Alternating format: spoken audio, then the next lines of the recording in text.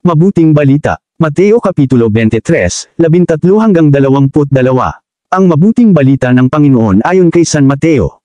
Noong panahong iyon, sinabi ni Jesus, sa aba ninyo, mga eskriba at mga pariso, mga mapagpaimbabaw, hinahadlangan ninyo ang mga tao upang hindi sila mapagharian ng Diyos. Ayaw na ninyong paikop sa paghahari ng Diyos, hinahadlangan pa ninyo ang ibig paikop.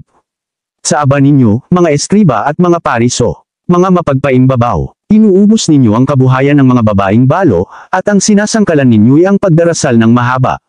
Dahil dito'y lalo pang bibigat ang parusa sa inyo. Sa aba ninyo, mga eskriba at mga pariso, mga mapagpaimbabaw, nilalakbay ninyo ang karagatan at ginagalugad ang buong daigdig, makahikayat lamang kayo ng kahit isang hentil sa pananampalatayang Hudyo. At kung mahikayat na iginagawa ninyong masahol pa kaysa inyo, kaya't nagiging ibayo ang dahilan para siya'y parusahan sa impyerno. Sa aba ninyo, mga bulag na taga-akay, itinuturo ninyo na kung ipanumpa ninyo man ang templo, walang anuman ito, ngunit kung ang ipanumpa ay ang ginto ng templo, dapat niyang tuparin ang kanyang sumpa. Mga bulag, mga hanggal, alin ang mas mahalaga, ang ginto o ang templong nagpapabanal sa ginto? Sinasabi rin ninyo na kung ipanumpa ninyo man ang dambana, walang anuman ito, ngunit kung ang ipanumpa ay ang handog na nasa dambana, dapat niyang tapdiin ang kanyang sumpa. Mga bulag, alin ba ang mas mahalaga, ang handog o ang dambanang nagpapabanal sa handog?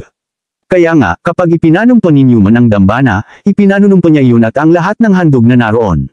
Kapag ipinanumpa ninyo man ang templo, ipinanunumpa niya iyon at ang tumatahan doon. At kapag ipinanumpa ninyo man ang langit, ipinanunumpa niya ang trono ng Diyos at ang nakaluklok doon. Ang mabuting balita ng Panginoon.